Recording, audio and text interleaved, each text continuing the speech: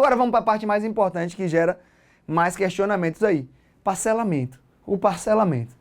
Parcelamento, ele precisa de artigo 155 do CTN.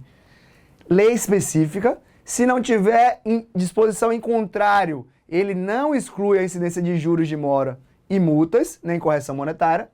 Aplicam-se ao parcelamento subsidiariamente as disposições bem específicas da moratória. A lei específica que prevê o parcelamento vai dispor sobre as condições de parcelamento do devedor em recuperação judicial. Se não tiver lei específica, aplica a Lei Geral de Parcelamento do ente da federação do devedor em recuperação judicial, não podendo, neste caso, o prazo de parcelamento ser inferior ao concedido pela lei federal específica. Se tiver lei, então assim, lei específica vai dispor sobre o parcelamento dos créditos tributários de devedores em recuperação judicial. Se não tiver lei, aplica a Lei Geral de Parcelamento do ente, desde que não haja um prazo de parcelamento inferior ao previsto na lei federal específica no mesmo sentido. O parcelamento, ele impede o gozo dos benefícios da denúncia espontânea, porque a denúncia espontânea serve para quando o servidor, o contribuinte, ele espontaneamente vai lá e realiza, ele realiza duas coisas, né? Ele declara a besteira que fez e paga. Quando há o parcelamento, não há o pagamento, e aqui não, então, há a possibilidade do benefício da denúncia espontânea, tá? Olha lá o que diz o STJ em 2018. A concessão do parcelamento deve estrita observância ao princípio da legalidade, não havendo autorização para que atos infralegais, portarias, decretos, tratem de requisitos não previstos na lei de regência do benefício. Aqui a ideia da administração é de ficar criando requisitos novos para o parcelamento em regulamentos, tá? Não é permitido, a gente precisa ter todas as previsões na lei. Pelo menos as mais importantes, né? Claro que o decreto pode prever uma ou outra coisa, mas não obrigações que impeçam praticamente determinada concessão de parcelamento. Olha lá, questãozinha bonitinha com cara de PGM. Cai muito em município porque isso é muito feito com IPTU. Parcelamento de ofício. Eu estou falando de causa de suspensão da exigibilidade do crédito tributário, então eu estou falando de uma situação em que o sujeito quer parcelar. Mas existe uma outra situação em que o parcelamento ocorre de ofício, é a administração que parcela para você. Veja só, a administração vai e te manda um boleto, um carnê, melhor dizendo, de IPTU, com várias, com a possibilidade de cota única, pagamento de um carnê só, e a possibilidade de você pagar parcelado. Isso não representa um parcelamento na forma do artigo 155 que suspende a exigibilidade.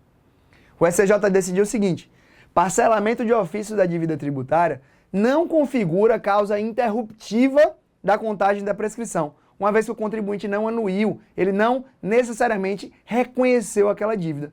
Então não representa uma hipótese de interrupção da prescrição. Mas como assim, professor? Vai no 174, parágrafo único, inciso 4. Você vai ver que nesse dispositivo do CTN se diz que a prescrição será interrompida por qualquer ato do sujeito passivo, qualquer ato inequívoco do sujeito passivo, ainda que extrajudicial, que reconheça a dívida. E o parcelamento, ele configura, na sua gênese, um ato primeiro de reconhecimento da dívida para depois significar um pagamento parcelado do débito.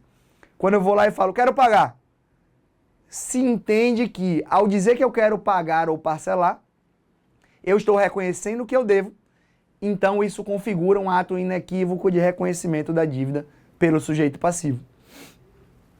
Diferente é o parcelamento de ofício, que não tem esse condão. Veja o que disse o STJ.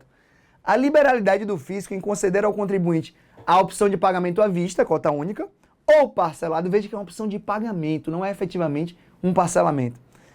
Independentemente de sua anuência prévia, ou seja, já foi enviado para o cara, ele escolhe se quiser, não configura as hipóteses de suspensão da exigibilidade do crédito tributário previstas no 151, 1 e 6, moratória e parcelamento do CTN. Tampouco configuram a causa de interrupção pelo reconhecimento da dívida por parte do contribuinte. RESP 1.658.517 do Pará, relator o ministro Napoleão Nunes Maia Filho, primeira sessão, tá? Não é turma, primeira sessão, 2018, julgado muito importante. A adesão ao parcelamento, eu já disse para vocês, e tem um julgado recentíssimo de outubro de 2022, que confirma o que eu disse. Olha, segunda turma, em outubro de 2022, no informativo 754 do STJ, disse que a adesão a um programa de parcelamento é uma causa de suspensão, mas que representa também uma hipótese de interrupção por representar o reconhecimento inequívoco, ainda que extrajudicial, de uma dívida, cumprindo assim o 174, parágrafo único, inciso 4 do CTN, que inclusive o julgado errou e chamou de 74.4, mas é 74, parágrafo único, inciso 4. E isso, galera, olha como tem cara de prova. Isso veio confirmado onde?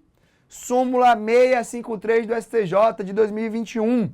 O pedido de parcelamento fiscal, ainda que indeferido, interrompe o prazo prescricional, pois caracteriza confissão extrajudicial do débito. Fechou? Reclamação e recurso administrativo. O que eu quero trazer para vocês de importante é a reclamação ou recurso administrativo, mesmo que intempestivo, suspende a exigibilidade do crédito tributário e, por consequência, o curso do prazo prescricional. Enquanto durar o contencioso administrativo, tá?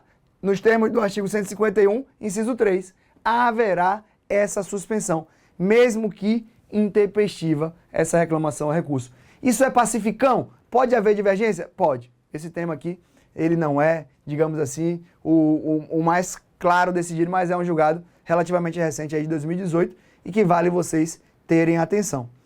A reclamação administrativa interposta contra ato de exclusão do contribuinte do parcelamento não suspende a exigibilidade do crédito tributário. Veja o que o STJ fez em 2015 no RESP 1.372.368 lá do Paraná. O STJ disse, olha, quando há um recurso ou reclamação administrativa sobre o crédito, sobre a sua constituição, sobre a dívida, isso representa suspensão. Quando há um recurso contra um ato de exclusão do contribuinte do parcelamento, isso é uma discussão sobre um ato distinto da própria cobrança e sim um ato relativo ao parcelamento. E isso não tem o condão de suspender a exigibilidade do crédito tributário. É inaplicável 151, inciso 3, então. Pois, olha o que o STJ diz, as reclamações e recursos previstos nesse artigo são aqueles que discutem o próprio lançamento, ou seja, a exigibilidade do crédito tributário. Na hipótese, havia uma impugnação que questionava apenas a legalidade do ato de exclusão do parcelamento, logo, não é capaz de suspender a exigibilidade do crédito tributário. Como é que o contribuinte consegue então, professor? Ajuiza uma ação judicial e consegue uma decisão liminar. Ou consegue até uma decisão administrativa que diga que está suspensa a exigibilidade por qualquer razão. Fechou?